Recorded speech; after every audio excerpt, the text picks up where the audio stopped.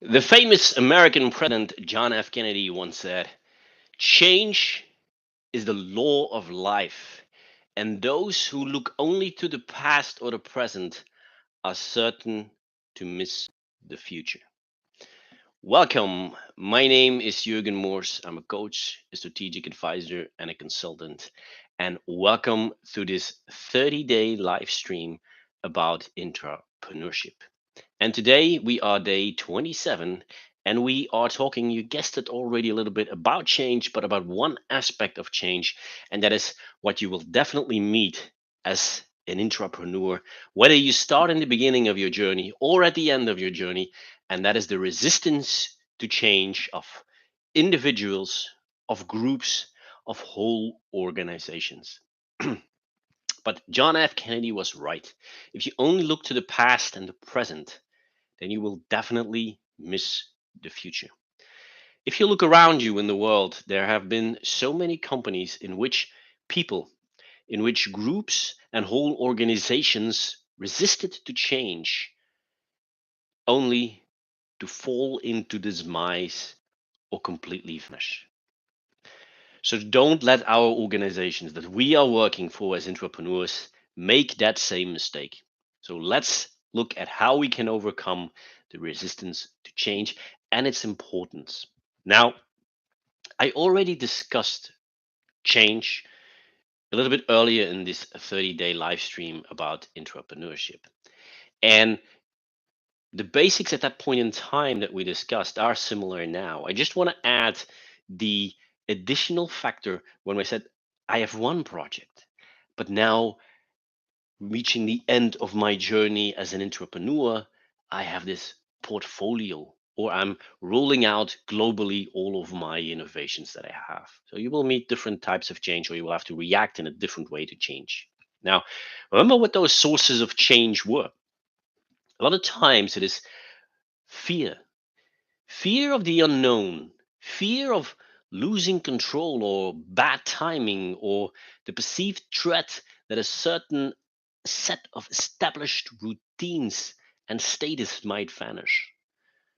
And understanding where this fear comes from, if fear is the cause, then it helps you to change or to make sure that you can tackle the aspect of resistance. Now, fear, it can come from anywhere. A person can be afraid to lose his or her job. A person can be afraid to lose his or her status. When you're actually moving in, especially now when we talk about the digital transformation, people fear to lose their jobs. People fear the unknown. What will happen if we introduce, for instance, robots or artificial intelligence, where in the past often we could see beyond the technology and understand the world beyond the technology and could easier explain it. It's even now as an entrepreneur for you challenging to say from this lies behind that curtain that we have to step through because digitization doesn't stop. The AI of today is not the AI that you will meet tomorrow. So it will continuously evolve. Bad timing. This can be a personal bad timing, but it can also be a bad timing for the organization when they are, for instance, having monetary problems. So the source of resistance, especially when it comes from fear, can of course become can be found in many different ways. And it is also challenging for you as an entrepreneur and as a leader to always find out what exactly this source of fear is. And that means that you're running into psychological barriers. And that's why in my career in the past, I embarked also on a little journey where I tried to understand via the reading of books, but also via a certain education that I financed myself where I try to understand a little bit more about the psychology of a group, the psychology of a human, and you don't have to become a psychologist. But if you know which processes are going on and how people think, how individual thinks, how a group thinks, that helps you in overcoming these psychological barriers wherever they might be, whether it's anxiety, whether it's uncertainty, whether it's stress about all kinds of different things, they also lead to the aspect of resistance. So fear, but fear often comes from a certain psychological barrier. Now, what we also have is, and I said it before when we talked about resistance, miscommunication. We, especially also as innovators and as entrepreneurs, are sometimes for a very long time busy with a certain innovation. We've given ourselves time to process it. We've also given ourselves time to understand it, and then we're going to explain it either to, yeah, the stakeholders in the upper level, which can be the executive leaders, but then also to the people that will, for instance, be majorly affected by it. And there you have to be very, very careful that the intention that you bring, whether it is completely the same as perception. I always said intention is not necessarily perception.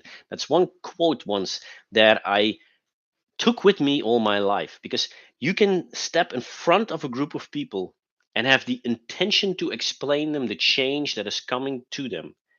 But if their perception is completely different of what you brought, then no matter what your intention was, you will not achieve the results. You always have to make sure that you have a check between what was my intention and what is the perception.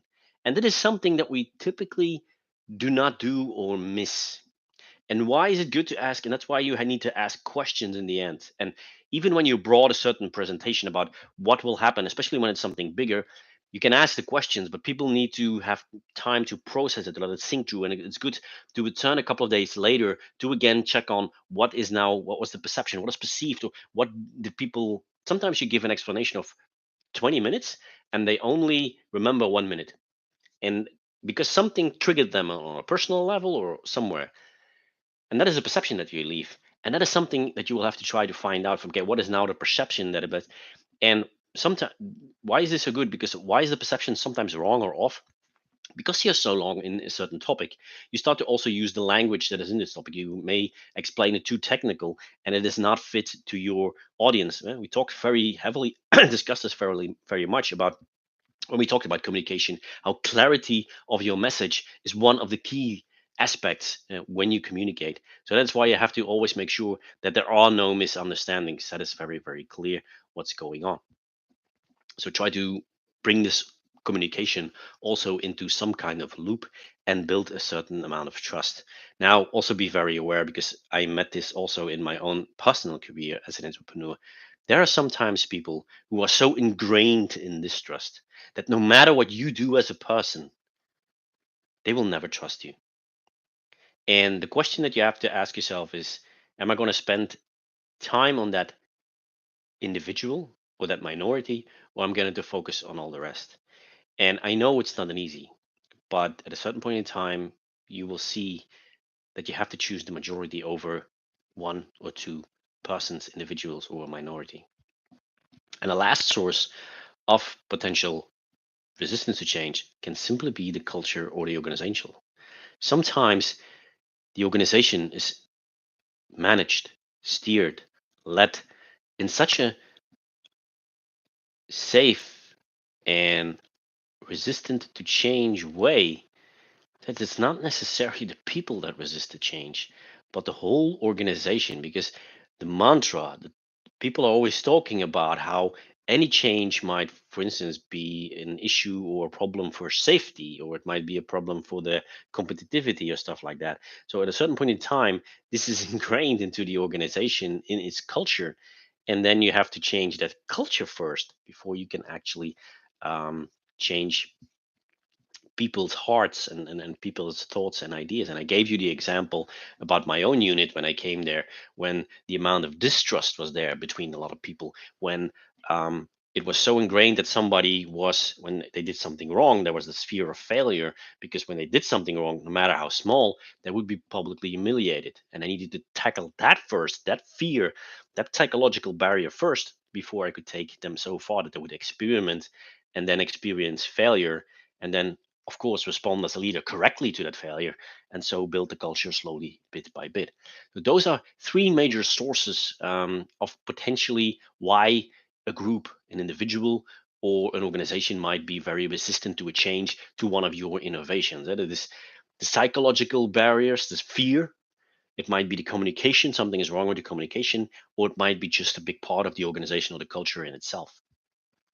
And now, how are you going to tackle that? What are typically strategies to overcome that? And the second aspect, miscommunication, This is easy to tackle with the aspects of making sure communication, making sure that make there is this perfect line, this perfect connection between intention and perception. When you are there to perfectly see, I came with the intention to explain to you what this innovation would do in the future, how it would affect you, but how it will also bring you forth. And the perception of the people is exactly that they understood this is what's going to happen, this is what it's going to do to me, but I do not need to fear because blah blah blah blah blah. Then you have seen that there is a perfect connection between your intention in communication and the perception that was perceived in communication. So communication is sometimes, if you understand that that is the only problem, this is sometimes one of the easier ways to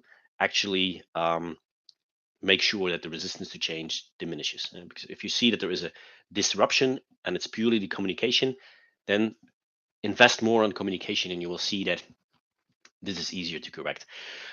When it's an internal barrier, um, yeah, it becomes a little, and when people actually have fear, there it becomes a more challenging aspect because you have to speak to the core of an individual, to the core of a group, to the core of the organization.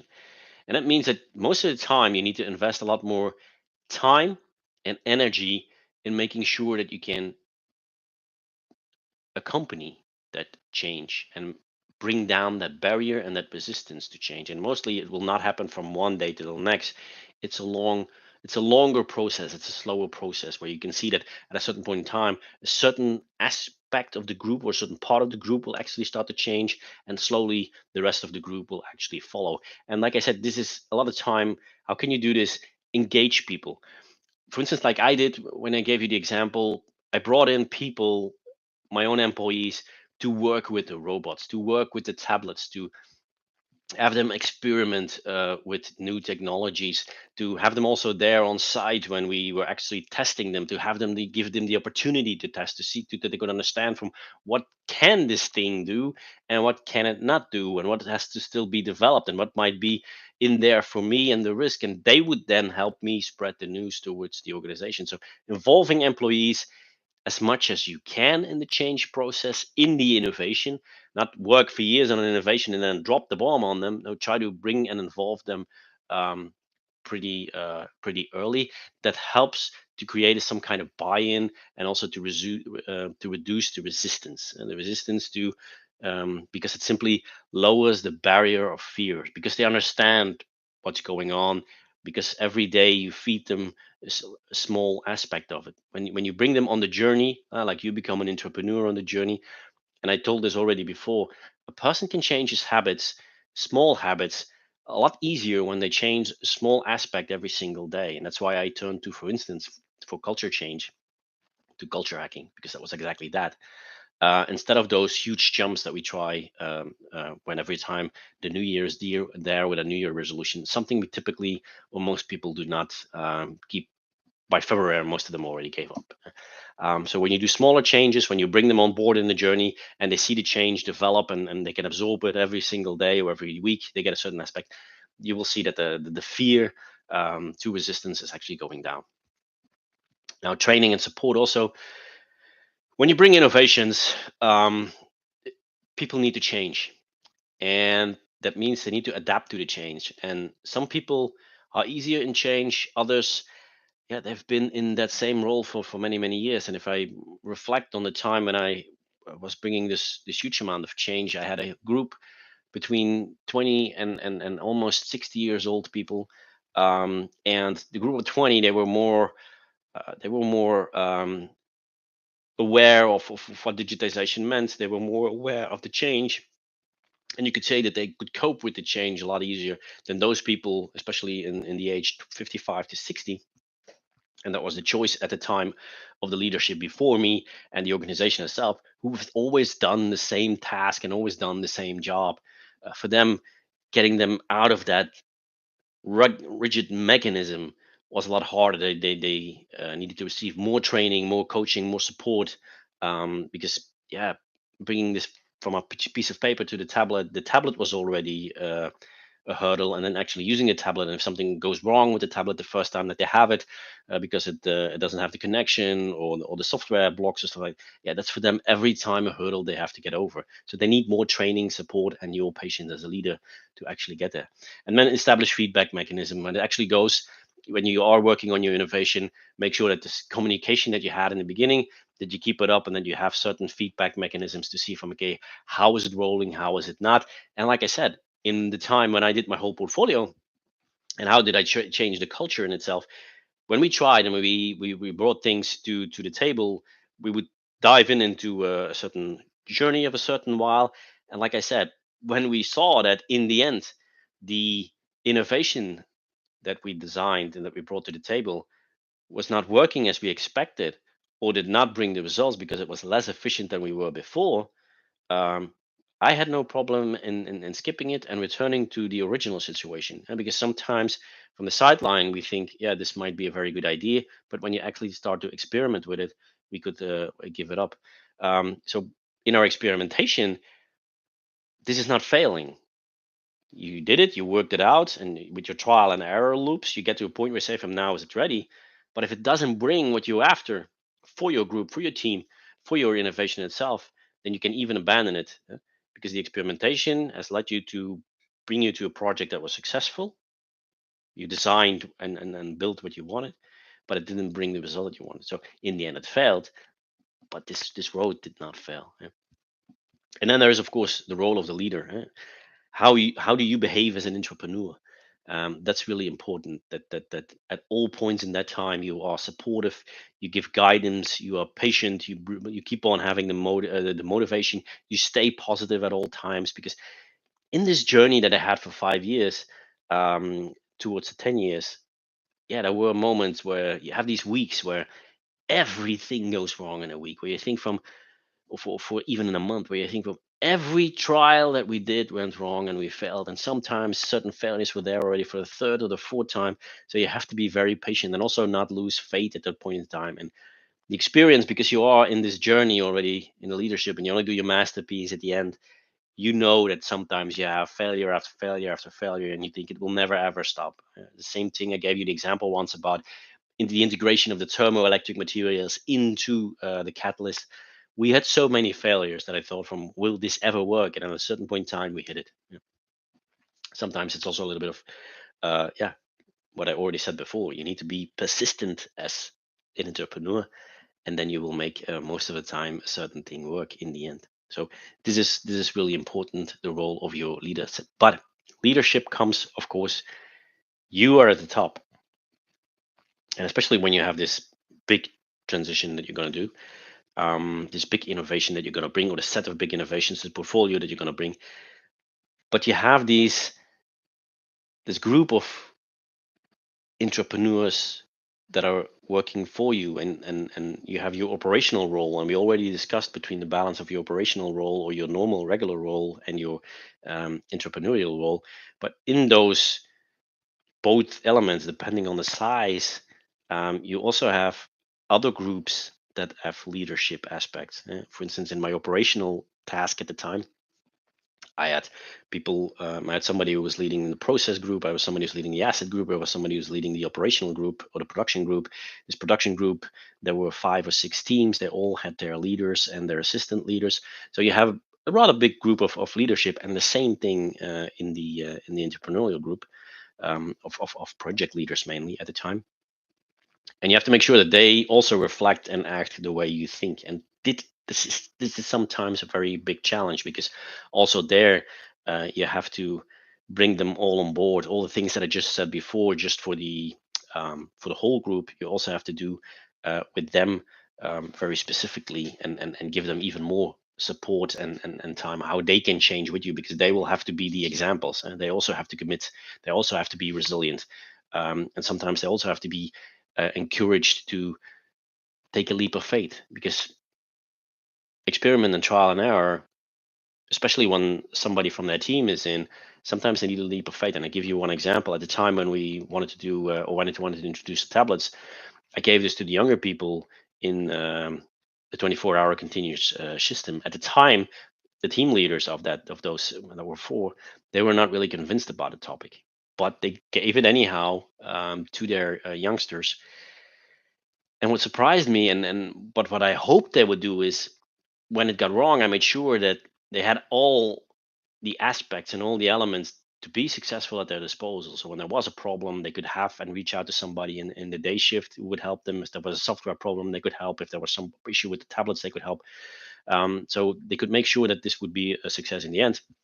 But what we saw was that the shift leaders started to defend the system when there was a certain yeah, when there was a certain remark from somebody in the day team. They started to defend it, where they were not first the biggest supporters of it, and in the end they were not. But because the people developed it, and they saw how passionate that people were, they said, okay, we will take this, we will go on board, but we will also defend it, and we will defend our people. And that's in the end what you want when you do innovations, that all parts of the lead, all aspects, all change in the leadership chain are actually defending those who are actually doing the experiments, because they will fail, there will things go certain wrong. So, and that is all this aspect about building a very supportive environment, where you have this openness to change, this openness to innovation.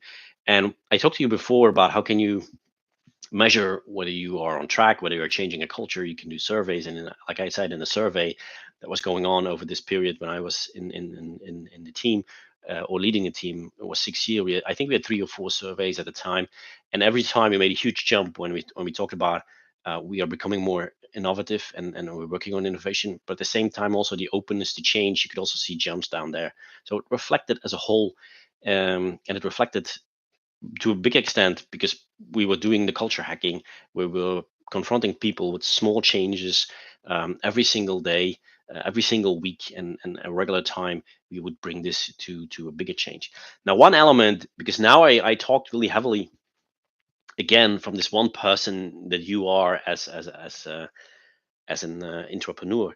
But when you've built your team, when you have this team of entrepreneurs working for you as well, then the change that you will be confronted with will be on a different level, because you will meet at many fronts at certain. It's like, I know the comparison is not right, but it is a good comparison. It's not like starting one war. No, you have a war that is raging on many fronts, because one of your team members within as an entrepreneur can have problems or resistance to change in another silo. There is one person who sees there is the resistance within your own unit. There's one person who is focusing or who is confronted with resistance in defending his project towards the upper management level. So when you have this portfolio of project, and when you have a team of entrepreneurs that you are actually coaching and bringing forward, then you will also see that you will not be confronted with your resistance itself, but you will be confronted with the resistance of other people as well. And you will have the impression that the resistance has quadrupled, or even you have now, for instance, 10 leaders or entrepreneurs in your team, and you suddenly find that the resistance that you are meeting is times 10. Yes, but that's also a good thing, because that means that you are bringing change, that you're having impact, and that you can also scale up your efforts, because before you only had 1 or 2 fronts that you could actually fight resistance, because you just one person with 24 hours a day. And when now all of a sudden with those 10 people you have 20 fronts, then you know you're having impact, or you're gonna have impact. At that point in time, you're still fighting the resistance, you have to get through at a certain point in time, but there you know from I'm doing the right thing because I'm meeting a lot of resistance. So meeting resistance is not necessarily a bad thing. And the more impact you want to have, the more resistance you will actually meet. So that is something that you will also have to accept as an entrepreneur who grows in his or her journey. And especially when you're coming up to this point where I say, from I'm so experienced that I now want to also create my own masterpiece in entrepreneurship, you will have a lot of resistance from many different fronts. But that's also a signal that you're doing the right things, and that you're actually creating the impact that you are looking for. And that's a little bit sums up the elements of change and the resistance to change. And I found it really important to again focusing on that. It is a topic that you can probably, depending on what perspective you're looking for, just as a starting entrepreneur, until your whole journey and reaching up this masterpiece in all the elements that are actually bringing, you can talk about this topic for a week if you want. And even then, all of the things and the elements that will be brought up in this week, I will bet you that the next time you are confronted with change, you will meet again something that you never met before, um, in a whole different kind of level. Because resistance can basically start or originate everywhere. And when we talked about resistance to change, I also mentioned, and that's where I want to close off, the difference between intended and unintended. And unintended is, for instance, miscommunication, or when people actually are confronted with a certain fear or with a certain psychological barrier, or when the organization is just the way it is. Tackling intended fear, when people have just are just playing on their own ego, the loss of their own power, when they just want to be acknowledged the way they are, because that was always the way. When you get to this couple of individuals that I told you before, where you can win 90% to 95, maybe 99% of the hearts, but these ones, and the question is, what do you do with them then? And I said it pretty easy. Sometimes you have to make it, you have to, yeah, leave them in the corner. Um, but depending on the role that these persons have, you simply cannot. Meaning, I was confronted with one person who intendedly resisted, because this person was so full of himself at the time. Um, and I could not leave him out, because in the whole chain of command, he was one of the leadership profiles. And